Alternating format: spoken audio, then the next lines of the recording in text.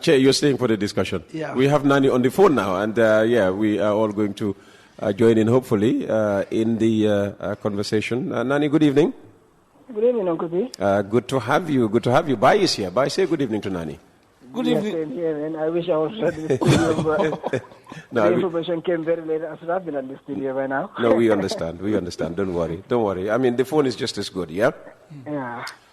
Yeah, I mean, anybody who picked up the Standard today, I mean, and turned to the sports pages, there's only one story. Gambia Football Fans TV being quoted, saying one thing, and the Gambia Football Association saying another thing.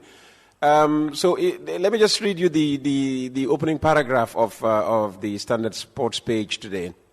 Popular Gambian football discussion platform, Gambia Football Fans TV, has accused the GFF of receiving over $9 million for stadia projects which are still not completed since 2018. The article came a few days after the Independence Stadium was closed to all league matches as renovation works start ahead of the next CAF inspection visit, which could rule the facility not suitable to hold international matches due in late March. With GFF-sponsored renovation works at most local grounds not yet completed, the league, which is only 9 weeks old, would have to be played either at Yundum Goal Project, Real de Banjul's Basori football grounds, or Jara Soma grounds, causing delays in fixtures and costs to teams. The GFF had earlier cancelled the Super Nawetan and the local Nawetans for the same reasons. The GFF also sent a public apology to stakeholders and detailed explanation of the projects reproduced in the opposite page. And the opposite page is where the GFF rebuts claims of $9 million on incompleted stadia projects. The attention of the Gambia Football Federation has been drawn to a story published on social media where the publisher Gam Football Fans TV claimed that Football House has received $9 million of funds between the periods 2016 to 2022, but couldn't still deliver a single stadium for Gambia. It is important to know that FIFA funds received by its member associations, the Gambia included, are categorized under several facets of football development, which include operational support and infrastructure.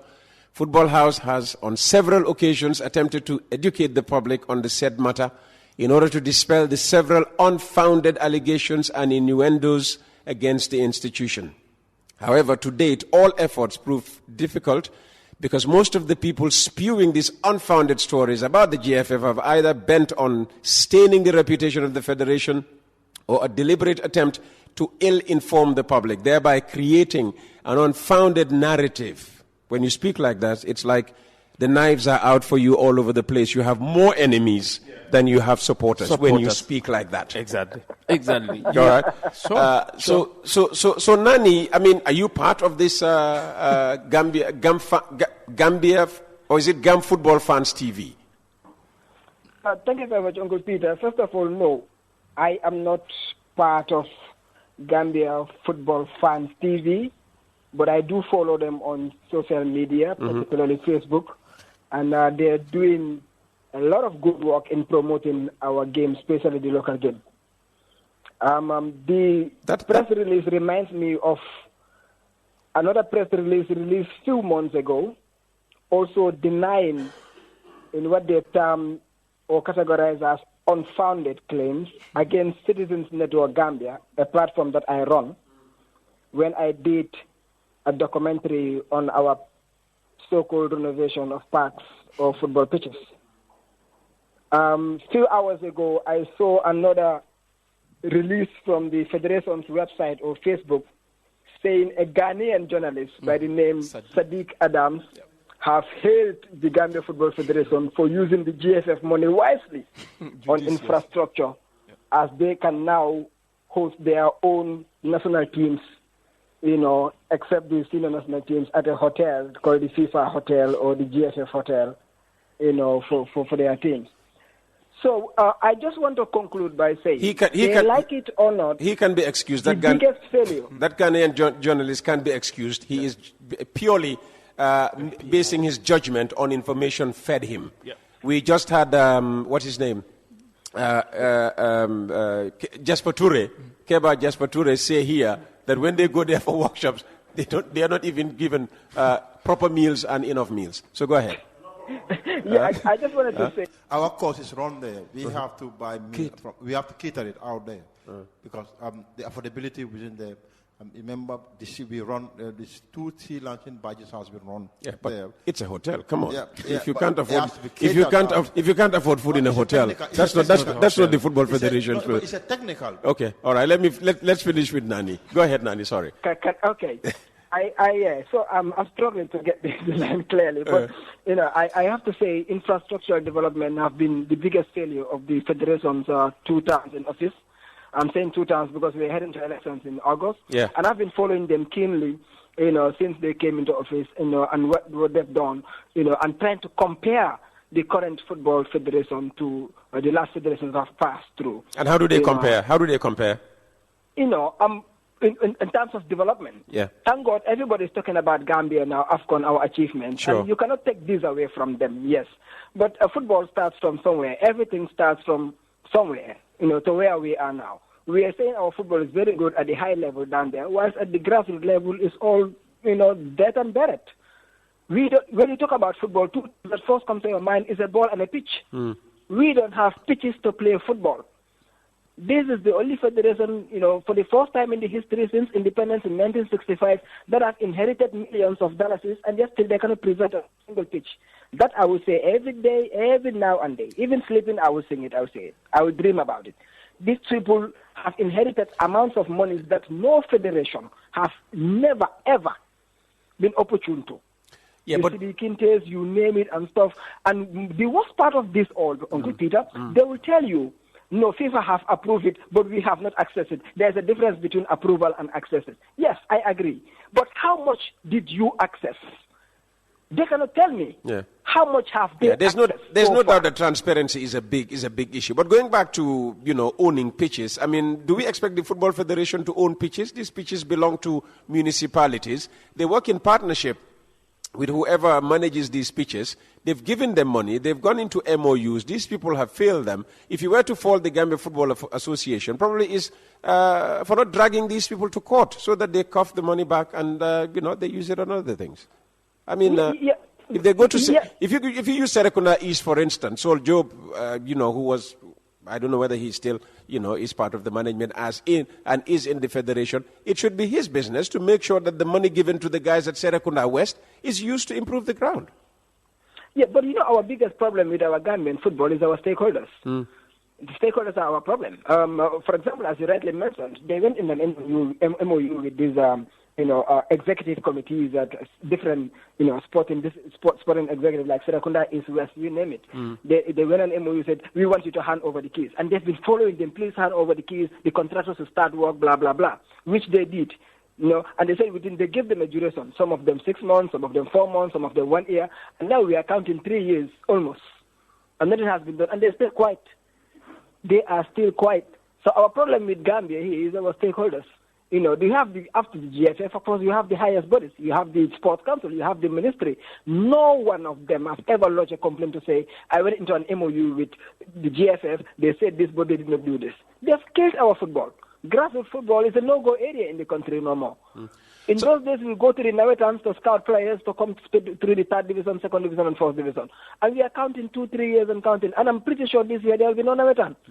The last AGM or whatever meeting they had at the Goal Project a few months ago before the commencement of the league, they said by February, Banjul and Brikama will be done because they are artificial turfs. The turfs are around. The contractor will finish it by February. We can start using it. Today is February 14th. And you go there, it's like a ghost field. There's nothing in those grounds. What are they telling us? They are saying FIFA have approved, but they did not access. Let them tell us how much did they access? How much of the funds have they accessed? I've put this question to them not once, not twice, not three times. Nobody can give me the figures that they've accessed. Again, they went and approved lightning. You go to this part, you see these so-called lights. They said they are ready. So your lights are ready and your ground is not ready to be played. What are they telling us? Yeah. Well, I'm just reading a line from GFF. GFF is on record in the various media outlets through its competent authorities for making clarifications and shedding light on the state of the said projects, which we thought would have cleared anyone's doubts about them. We would like to happily state that not at any time did a single dime, either from FIFA or any of our partners, ever gone missing at the GFF since the current leadership ascend to the leadership of Gambian football. Of course, we would expect them to say that, but the reason everybody is talking is because they don't believe you. I'm struggling to get that part. Yeah. The line is shaking. It's there. It's there. GFF being on record through their competent authorities, if they're competent enough, whatever they say would be understood by people.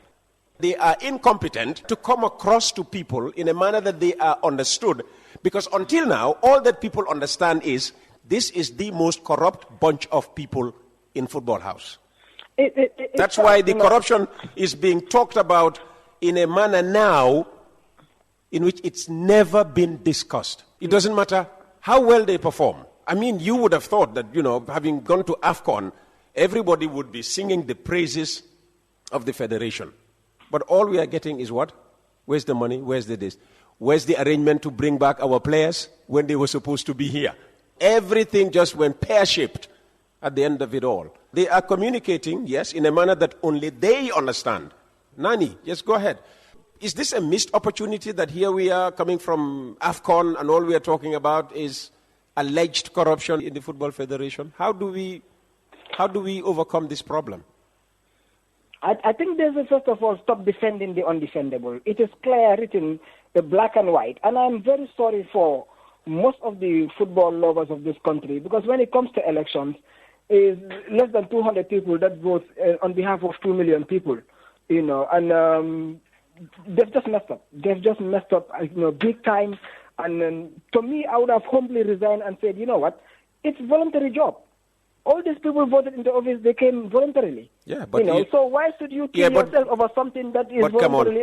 And I mean, Nani, the benefits outstrip whatever other benefits they'll get elsewhere. Before he became Football Federation president, did you ever talk about Kababajo?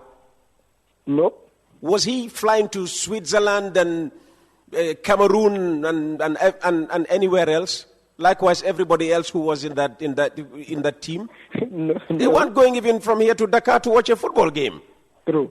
You understand? So there are benefits, in being in the Football Federation. Otherwise, why would some people be banned from challenging them, for office? I mean, the last election, you know what happened. It's all politics. And as I said, politics. Elections in this country, forget about their fairness and straightforwardness, and all of that. But the thing is, we cannot just sit here and be moaning about a bunch of corrupt people when we have people we call honorables who are supposed to help put this country on the right track. I just talked about Honorable, what's his name? The one in Brikama, Alaji Esdamo. Of course, he has a history with them. He might be fearful that whatever move he makes now, it will be seen as a witch hunt. And then the minister would be dragged in, and then, he will sit there and probably have different forces pulling in different directions. Somebody will run to State House, sit with President Barrow, say things in his ear, and then they will see, want to be from, the opposite camp. Because they also have, they have different political leanings there. It's a mess. Seriously. Serious. My scare, after this Cameroon performance, is consistency. Are we going to be, because after setting the bar high, what's next? We've been taken to the preliminaries. I was shocked when I saw that. I say, we can't, take any chance of missing out. We have to beat Chad and qualify to the, qualifying program. Again, and again, I hear some of the officials now saying this is why CAF should have waited. You didn't say CAF. You didn't ask CAF and FIFA to wait before we went to Cameroon. Nobody asked them to wait. Those dates were there. We knew that was when they were going to do the draw based on the existing FIFA ranking. So it is really hypocritical. You know where we messed up? You know where we messed up? During those qualifiers when we allowed to sit in 7 goals, 6 goals, I don't know how you call it. That's where we messed up. And missing warm-up dates. Exactly. We would have picked up a few points, and, some of them we missed. And then we now want to blame CAF and whatever. No. We're going to the preliminaries? Yes, because we were 150th in the world at the time. Exactly, and now talking of chat, I'm not even sure if CAF or FIFA will allow us to use the Independence Stadium. Well, they are working on it. They are working on it. Perhaps maybe we can talk to our neighbors to use the new Jamnyajo. No, they wouldn't let us use the stadium before them. They definitely wouldn't let us. And this is what I am saying. I mean, for those of you who were born yesterday, fine. You wouldn't know. You wouldn't know when some of us hurting in that we see where we are vis-a-vis Senegal, because there was a time when Senegal liked to play us because they knew that whenever they came through us, they had come through the toughest possible test for them. Seriously. I keep saying it. Once we qualified, Senegal knew that they had to win. That shows Nani, thank you very much for your time. Okay. Chair wants to ask a question. Just go ahead, Chair. Hello, Nani. Nani, are you there? We've lost Nani. He's gone. Oh, no. Yeah, he has. Oh, no, sorry. Yeah, he's still there. Sorry, Nani. Yeah. I had put your fader off. Sorry. Okay. Hello, Nani. Good evening. Yes, Chair. Good evening. How are you doing? Alhamdulillah. Good. We really love having you in the show. Anyway, the question I have to ask is what do you think is the way forward? The way forward, for our football to grow, as I said earlier, when you talk about football, it's about a ball and a pitch. Yeah. We have the balls, we don't have the pitches to play games. And this should be the solution now. Just imagine, we have started with how many parks? Now we're talking about only Goal Project and Basori. And in fact, I realized that Real Banjul, at the beginning of the league, wrote to the federation telling them that we want our home games to be played in Basori. The federation refused. Now they've went back there because there's no option begging them to play games there. Now, going further, if they have eaten the money sent